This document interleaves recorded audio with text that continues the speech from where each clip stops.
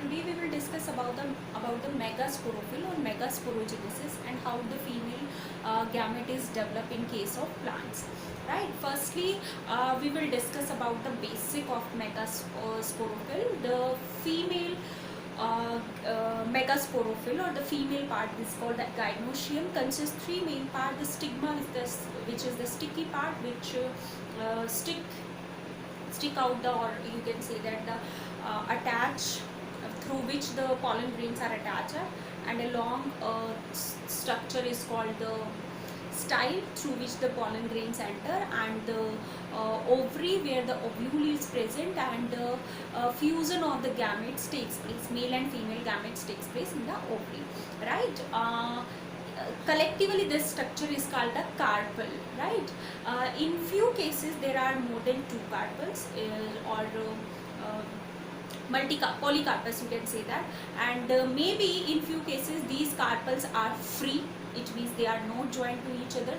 This arrangement is called the apocarpus, and in few cases maybe the carpels are fused with each other, is called the syncarpus. So it is depend on the species and situation. These two terms, if free then the apocarpus, and then they are fused, is called the syncarpus simply, right. Okay, firstly we will discuss about the structure of ovule, because stigma where the pollen grains stick, style through which the pollen grains enter, they actually enter into the ovule actually, right. We will discuss about the structure of the ovule firstly. This is the anatropous kind of ovule in the angiospermic plants. In the 60% angiosperm have that kind of ovule is present actually.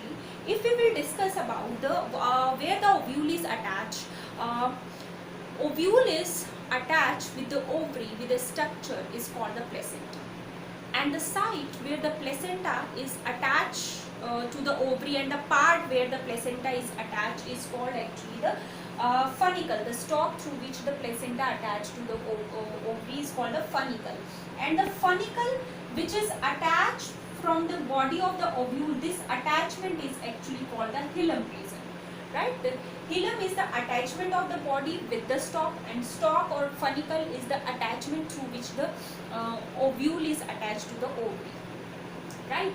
Firstly we will discuss about the structure of the ovule. The ovule consists two integuments. In most cases the membrane or integuments are present of two. If two integuments are present in the ovule is called bitechnic. If one is present, there is few example also where only one integument is present, that is called the unitegma simply. Bitegma means two integuments are present, and unitegma means one integument is present. Collectively the ovule structure is called the egg apparatus. What is egg apparatus? I will tell you. Firstly, the funicle, where the funicle is the stalk where the ovary attached with the placenta. Hilum is the region where the funicle is attached to the body, ovule body. This is the attachment is called the hilum, and hilum attached with the stalk is called the funicles. These are the two integument. This is the outer integument,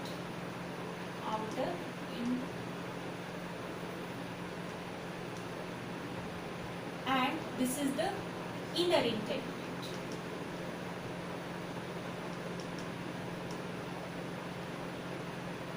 These are the two membranes which cover the ovule, and in future they are converted into the layer of the membrane of the seed during the seed formation. Ovule help in the seed formation, and ovary help in the fruit formation. So they make the covering of the fruit simply, you can say that. So these are the two integument present around the ovary. This is the embryo sac, where the actually embryo is present and fusion takes place. There is the apex region where the integument is merged. It is called the micropyle, right. From here the pollen tube is actually entered for the fusion of egg. Opposite to micropyle there is a region which is empty, is called the choriza.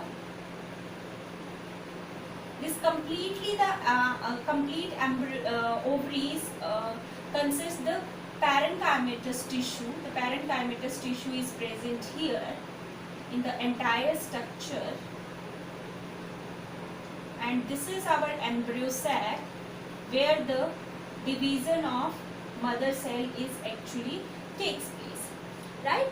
So this is the structure of anatropous ovule, the basic structure of ovule simply. There are various type of ovules also present.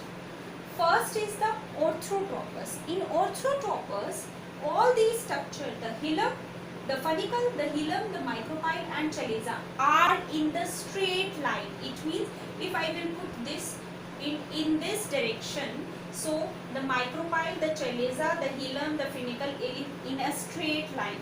That structure is called the orthotropous. Anatropous, this is the anatropous. Campylotropous, if this is like, this is the arrangement of your ovule.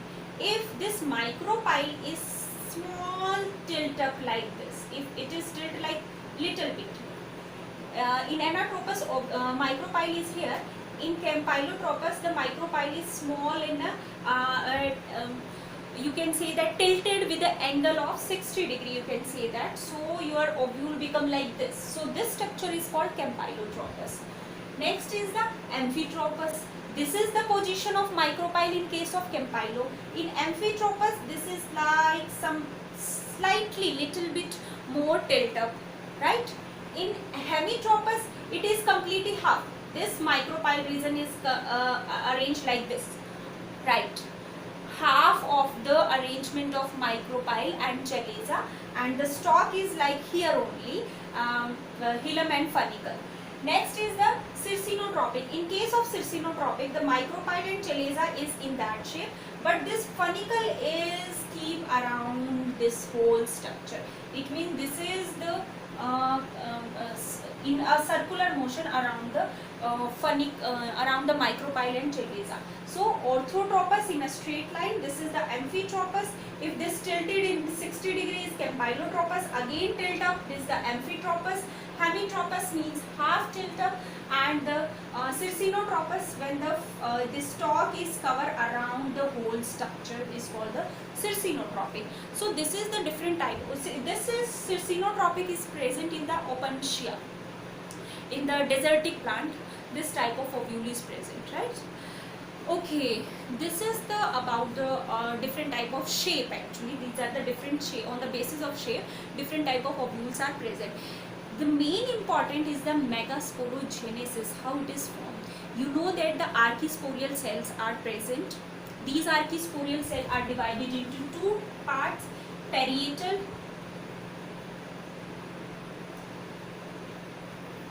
which is present the outer side, and the sporogenous cells, right, which is present the inner side. The parietal cell actually make the wall of the megaspore, simply the ovary wall, and the sporogenous cell does not divide actually, and it behave as a megaspore mother cell like the microspore mother cell. Microspore mother cell help to formation of pollen grain. From one mother cell 4 pollen grains are formed. Similarly, sporogenous cells help actually in the formation of ovule. So the sporogenous cells, in maximum cases, the sporogenous cells, first division is sporogenous is transfer kind of. This is the sporogenous mother cell, and first transfer, first meiotic division is takes place. Two type of meiotic division takes place. In first meiotic division, there are a number of chromosome become half, and during the second meiotic division, the reduction means number of chromosome does not divide, does not become half, but the daughter cell are divided into 4 daughter cell simply. So 2 daughter cell are formed with 1 transfer division, and all have the half number of chromosome. In most of the cases, actually the second meiotic division is also transverse type. Right, the second meiotic division is also a transfer type, and it make the 4 daughter cell. Total 4 daughter cells are formed. Like this, the linear division is occurring. You can say that 4 daughter cell are formed after the second meiotic division. Few times there are one thing is occurred. One is the dyad, means transfer division, and one is the longitudinal division like this, and 4 daughter cell are formed. In few cases this type of division occur, and but in most of the cases this type of linear kind of tetraeds are formed after the 2 meiotic division, and in few cases there are T-shaped structure are formed. Similarly, in few cases there are isobilateral megaspore mother cell, the megaspores are formed like the microspores. So in most of the cases linear type of tetraeds are formed. In these 4 daughter cells, only the lowermost is the active, the other 3 are degenerate. Only one is active or one is functional, you can say that, and other 3 are degenerate. Now what will happen? In this cell of megaspore, there is mitotic division takes place. Okay, see here, this is my first one megaspore, which is formed by the meiotic division. It means number of chromosomes are already half. So in this cell there is, this is your cell, there is a division, first mitotic division takes place. First mitotic division means one parent cell is divided into 2 daughter cell. It means I will get 2 daughter cell. Again second meiotic division takes place, and 2 daughter cell are divided into 4 daughter cell. 1, 2, 3, 4. Then again the third meiotic division takes place, and 4 daughter cell are divided into double the 8 daughter cells.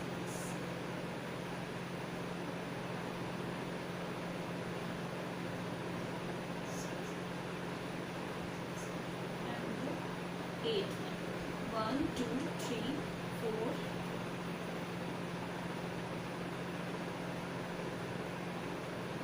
5, 6, 7 and 8.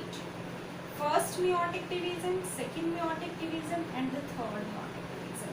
In first meiotic division, one cell is divided into 2 daughter cell. During second meiotic division, 2 daughter cell divided into 4, and in third 4 daughter cell divided into 8 daughter cell. Now we will get the 8 daughter cell with half number of chromosome. Now what will happen?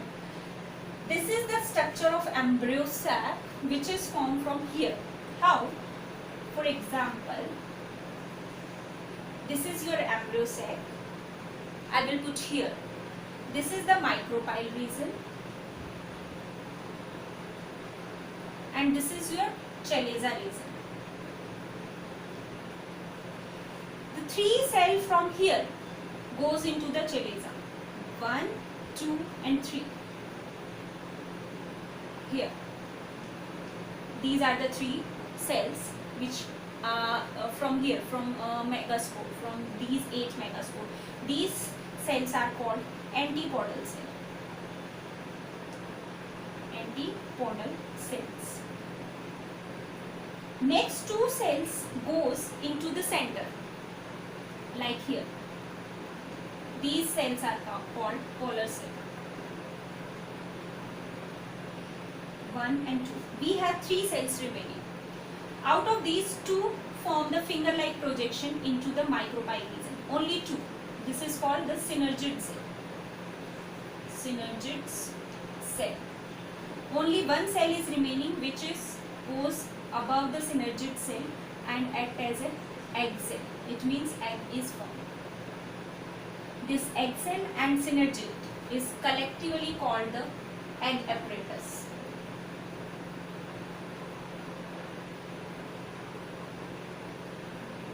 After this separation, these 2 cells, cytoplasm become fused, but nucleus does not fuse. Cytoplasm is fused up, it means wall become merged up, but their nucleus is not fused.